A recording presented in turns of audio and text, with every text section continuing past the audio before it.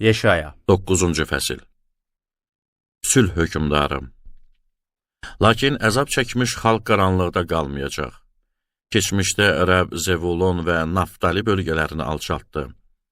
Gələcəkdə isə dənizkənarı yolu, Yordan çayının o biri tayını, müxtəlif millətlər yaşayan Qalileyanı şərəfə çatdıracaq. Zülmətdə yaşayan xalq möhtəşəm bir işıq gördü. Ölüm kölgəsi diyarında məskunlaşanların üzərinə nur doğdu. Ya Rəbb, milləti çoxaldıb sevinclərini artırdın. Əkib biçənlərin fərəhləndiyi, qənimət bölənlərin sevindiyi kimi, onlar da sənin hüzurunda sevindilər. Çünki onlara yük olan boyunduruğunu, çiyinlərini döyən çomağını, onlara zülm eləyənlərin dəyənəyini çilik-çilik eləmisən. Midyanlıların başlarına gətirdiyin gün kimi, döyüşdə geyilən çəkmələri, qana bulanmış geyimləri yandırılacaq. O da yem olacaq. Çünki bizim üçün körpə doğuldu. Bizə oğul verildi. Hakimiyyət onun çiyinləri üzərində olacaq. Onun adı ecazkar məsləhətçi, qüdrətli Allah, əbədi ata, sülh hökmdarı olacaq. Hakimiyyətinin və sülhünün artmasının sonu olmayacaq. O, Davudun taxtı və padşahlığı üzərində hökm sürəcək. O, hakimiyyətini ədalətlə və salihliklə indidən sonsuzadək quracaq. Ordular Rəbbinin qeyrəti bunu eləyəcək. Rəbbin İsrailə qarşı qəzəbi. İsrail üzərində həyata keçirilsin deyə Rəbb Yaqub nəslinin əleyhinə xəbərdarlıq elədi. Bütün xalq Efraimin, Samariyanın sakinləri bunu biləcək.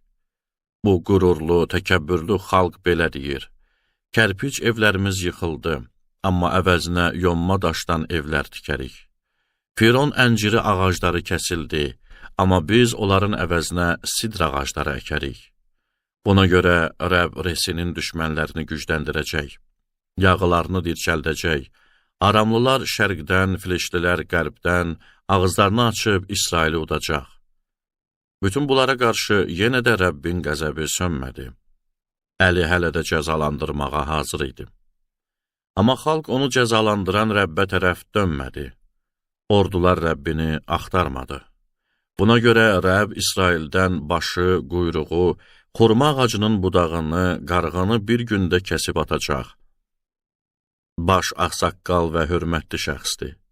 Quyruq isə yalan təlim verən peyğəmbərdir. Bu xalqa yol göstərənlər onları azdırır. Onların ardınca gedənlər qırılır. Buna görə də Xudavənd onların cavanlarına görə sevinməyəcək. Yetimlərin və dul qadınların halına yanmayacaq. Çünki hamı Allahsızdır, şər işlər görür. Hamının ağzından axmaq kəlmələr çıxır.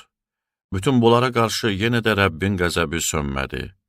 Əli hələ də cəzalandırmağa hazır idi.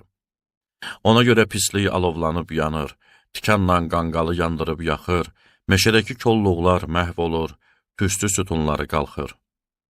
Ordular Rəbbinin qəzəbi ölkəni od kimi yandırdı. Xalqı alov yandırıb yaxır, qardaş qardaşa rəhm eləmir.